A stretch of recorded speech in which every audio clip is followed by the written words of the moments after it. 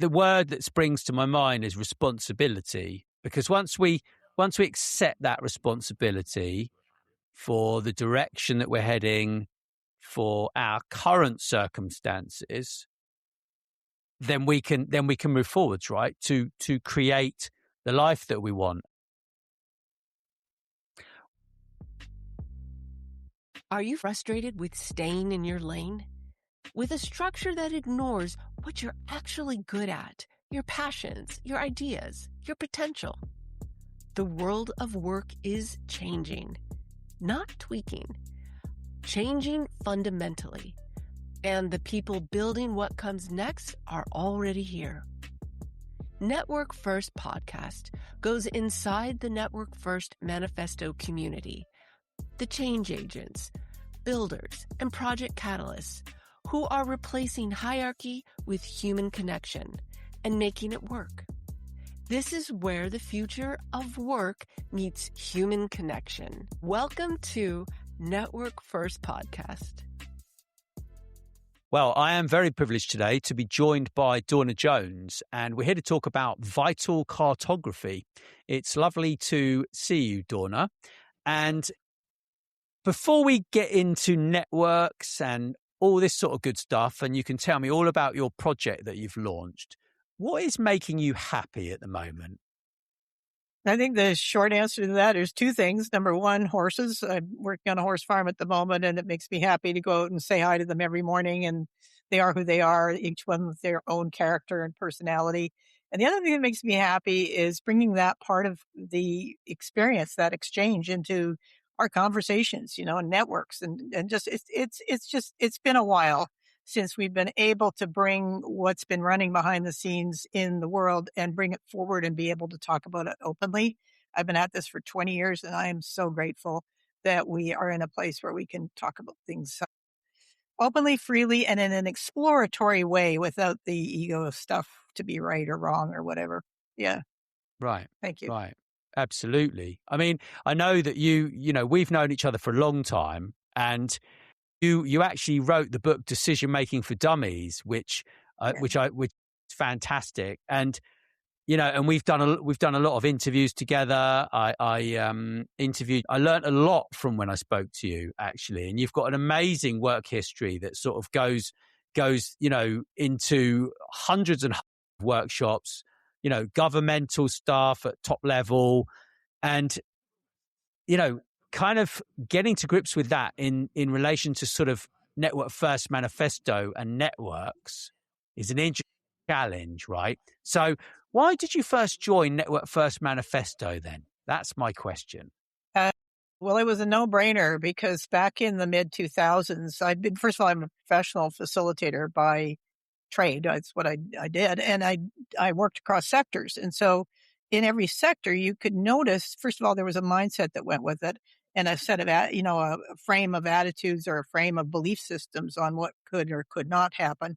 And the second thing is that when you're working across systems, you can also see organizationally and structurally what holds people back. So you'd have these conversations that sort of move things forward, but then it was almost like you could feel something like an undertow working underneath all of these good intentions and hopeful aspirations about what might happen. It was working against that. And so networks were an inherent part of that because that's what shows up in those kinds of rooms. And so I began working with the organization called the Society for Organizational Learning, but more relevant was the Knowledge and Innovation Network part of that. And that community was about the Hewlett-Packard doing their work in social network mapping. And so we were in the 2006, 7, and 8 frame looking at social network mapping as network mapping, but in manually. So it wasn't a lot of, it was conversations. Who do you go to for this? And what does that look like? And mapping it that way. And it all began to make a heck of a lot more sense when you looked at it through that window. So it goes back a ways. And then I interviewed Andras Vishak in 2018 because his dad was a physicist, and he was working with pigeons communicating and navigating. And I thought, wow, that makes sense because, nature has an intelligence that we don't explore or even are curious about enough. And here are these pigeons teaching us a lot. So So we had that conversation, and it was a no-brainer when Network First Manifesto popped up. It was like, okay, segue right into that, because I'd done about 9 interviews on my podcast on network science, and loved the conversations. They're high level, but they're practical. And it was sort of that nice mesh between what you can see intuitively, what you can see visibly, what you can sense, and then what actually, how it all applies and what it produces. So the way that the Network First Manifesto actually works and how there is no hierarchy, which I find particularly interesting, because in terms of motivational techniques, that must be, just fantastic. Installing that within, into businesses is just such a great idea, right? It really is. And, and I joined Network First Manifesto because of you, and people, they're absolutely brilliant, all very futuristic. So how did you actually become interested in networks then in the beginning?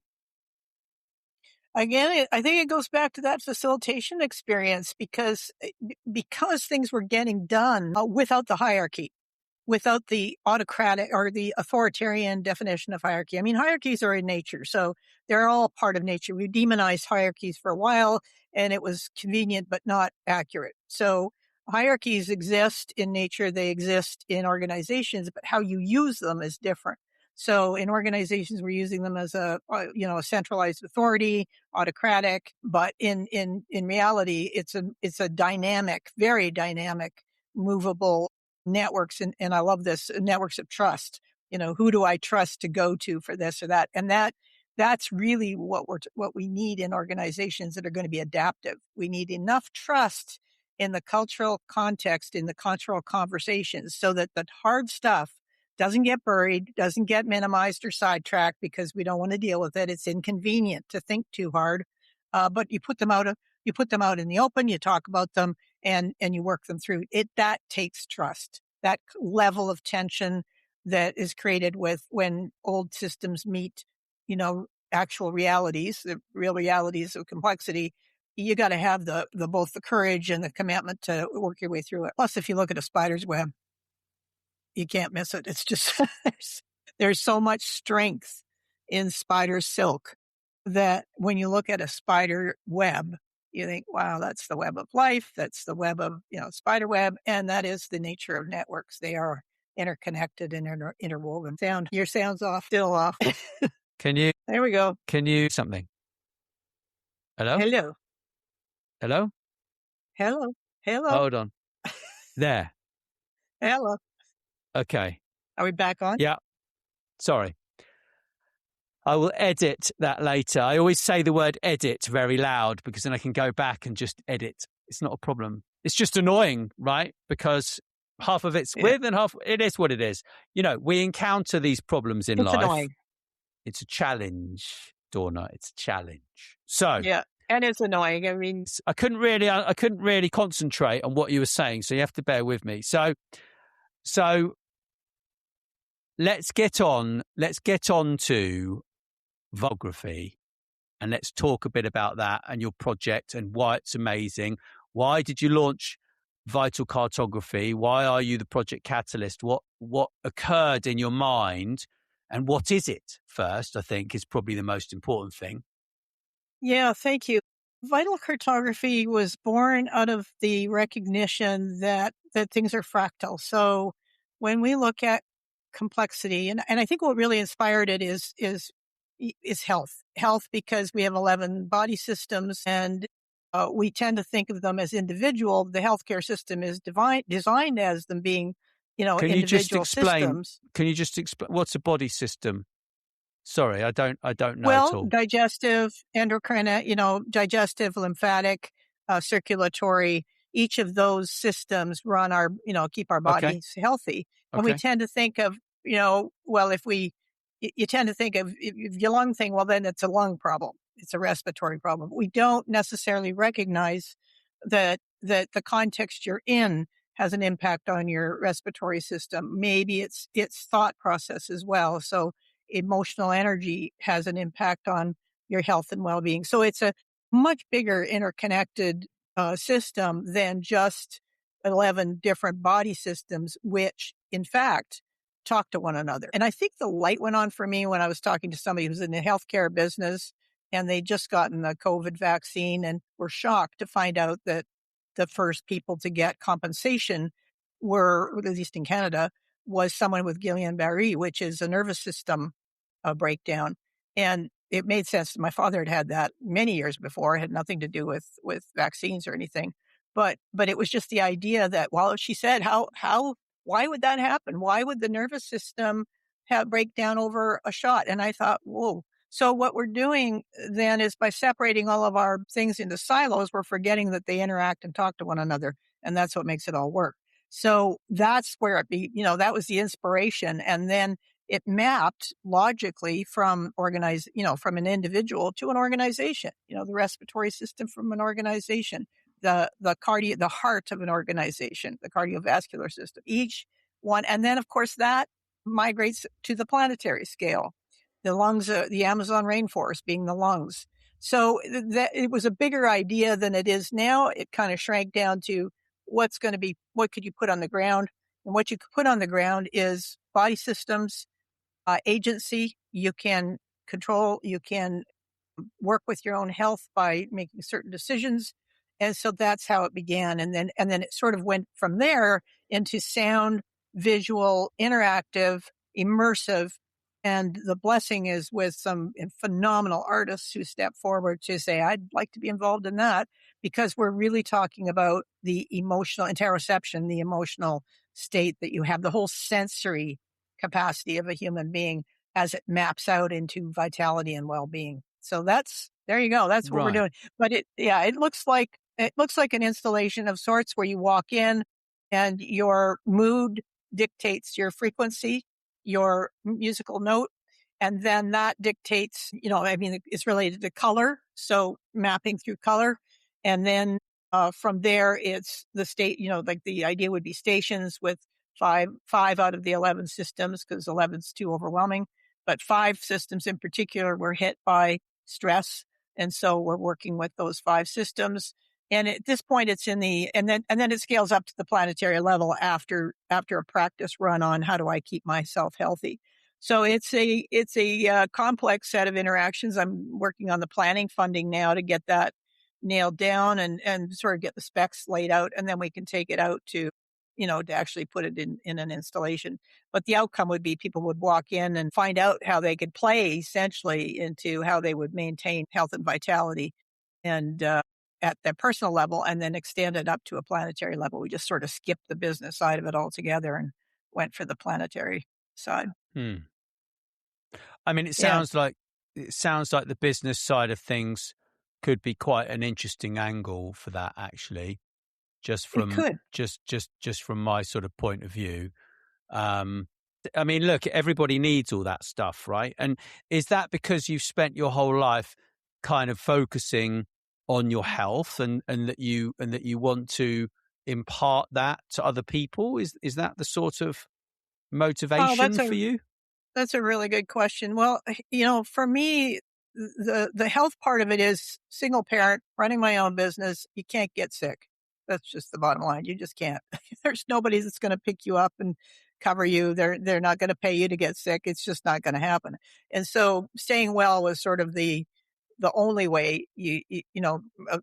Like you burn out, you got to recover fast. You got to know what the mechanics are of burnout and the biology of all of that. And so that's what I did the deep dive on. So there's that element to it. The other one is that quality of life for all the other species we have on this planet, we are consuming at an extraordinary rate, and we have been exploiting the systems on this planet, the life support systems on this planet. So, at a very rapid rate relative to other species who've been living, like sharks have been 350 million years, ostriches 20 million years. And in our short time span, we've done more damage than we're prepared to admit, certainly.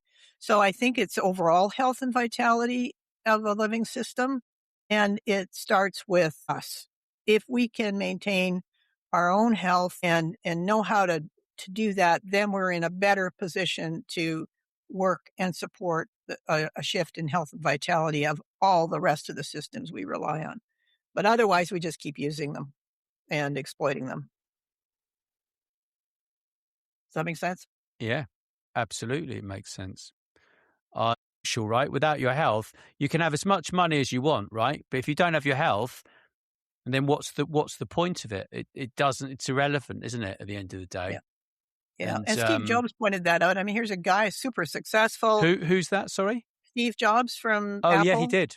Mm-hmm. Yeah, he pointed that out. I mean, he made it extremely clear because he was who he is. And yeah, it's also a hard way to live life. When I see a lot of people in their walkers moving around, I think, whoa. So people have agency, and you can choose to use it or not use it, or you can see yourself as a victim of your genes. Or so there's an underpinning of a psychological framework underneath it. But reality is that as networks, we become the shape of who we are with. So yeah. Yeah, I'm a big believer in that. I believe in that absolutely 100%. And it can be or it can be unfortunate, right? Depending upon where you are in your life. And so does this sort of go back to your career, some of the things that you've sort of done? I mean, because you used to do a lot of conflict resolution and things like this within, really serious enterprises, right? So what, have you sort of translated that into an anti-stress movement, or what? Is that part of this, or what? That's great. Well, yeah, I mean, for sure. I mean, there's two kinds of stress. There's the stress that you believe is bad for you. And then there's eustress, which is the stress that you put on yourself to do better, or to be, when you're thrilled when you had a project and you're trying to get it moved forward. And eventually you understand how to differentiate those two, at least somatically from a physical point of view. You notice when you're going down and you think, okay, what am I doing to myself here? And it might be the talk. It might be the thoughts that sort of say you've got to do this when you really don't have to do that. So it becomes a way for self-awareness, but also self-regulation and self-management. How do I pay attention to what's going on for me and then steer myself into a better zone? So that's one of the big dimensions to it. I think that's very specific to individual choice.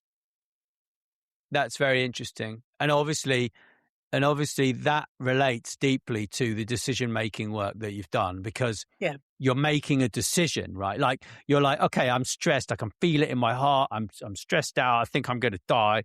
And then it's like, you got to pause. And then you're like, you look at that and you're like, well, actually, where is this coming from? So it goes back to the decision-making, doesn't it? Because you've got to make a decision, right?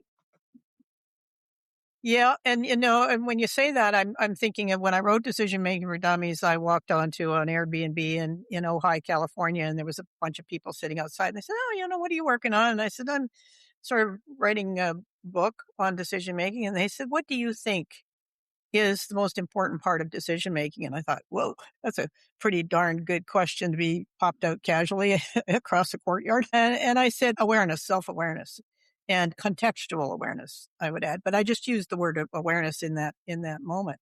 And I thought, wow, that was interesting. Because sometimes those questions just pop things out. You think, there's something worth noting.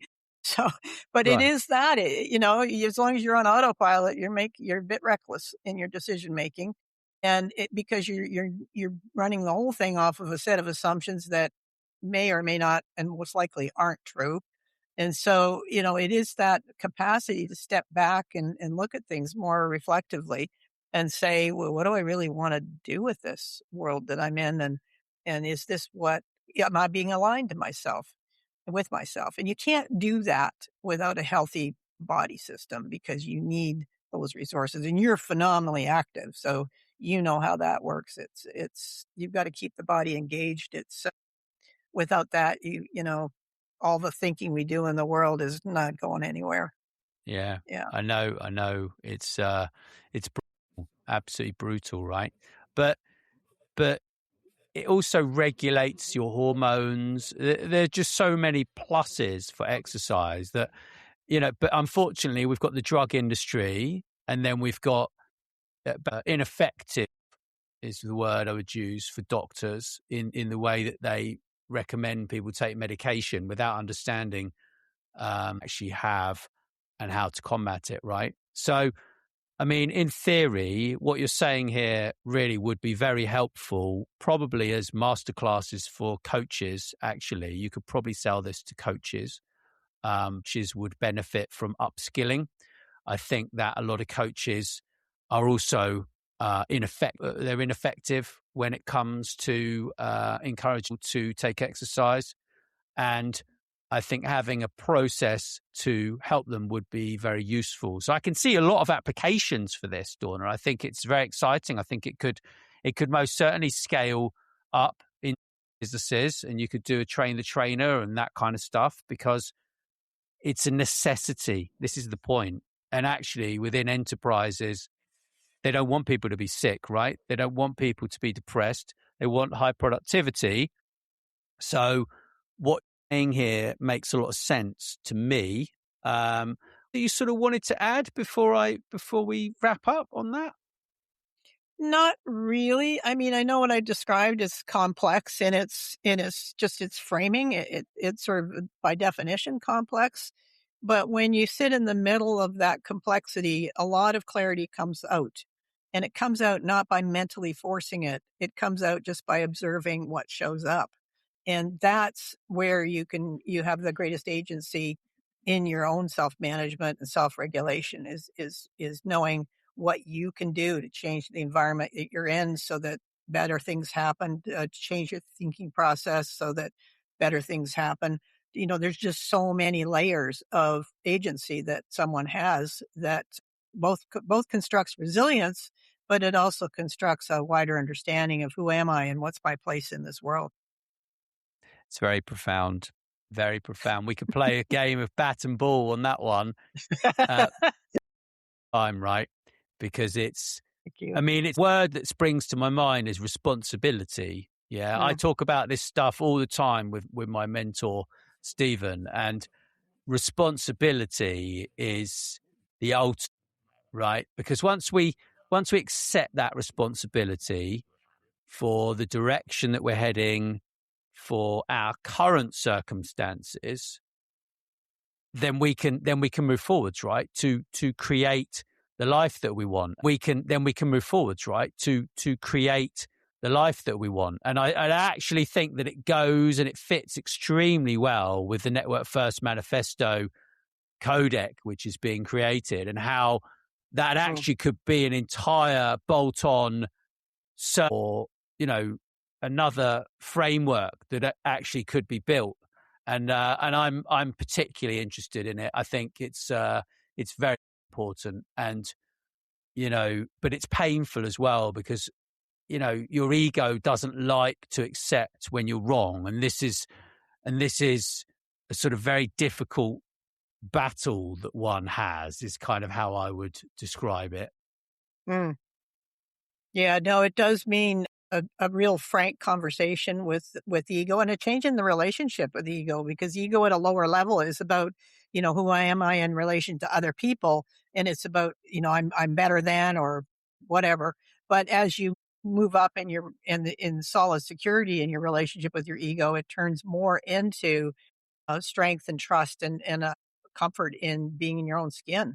It's no longer referential to the outside; it's referential to the inside, and that's a big shift. And at that point, you can actually lead. I think the other version is not leadership; it's where abuse comes from, you know, abuse of power and all that other temptations that exist at that level. But at a higher level of relationship, you've got something that you can, you know, really be comfortable with and trust that you can handle any situation that's thrown at you with ease, because you've got that grounding. It's always a pleasure. And I will drop a link somewhere. And if you are listening to this and you're like, what on earth is Network First Manifesto? Who the hell are these guys? And collaborative freedom, and you like the sound of that, then do join. And I will to that somewhere as well. And you can get both of us on social media. I will also put links to everything really there. So thank you so much for listening, and do check out some of the other episodes that we are building. That's a wrap on today's episode of Network First Podcast. If this sparked something in you, you might already be a change agent. Find your people at the Network First Manifesto.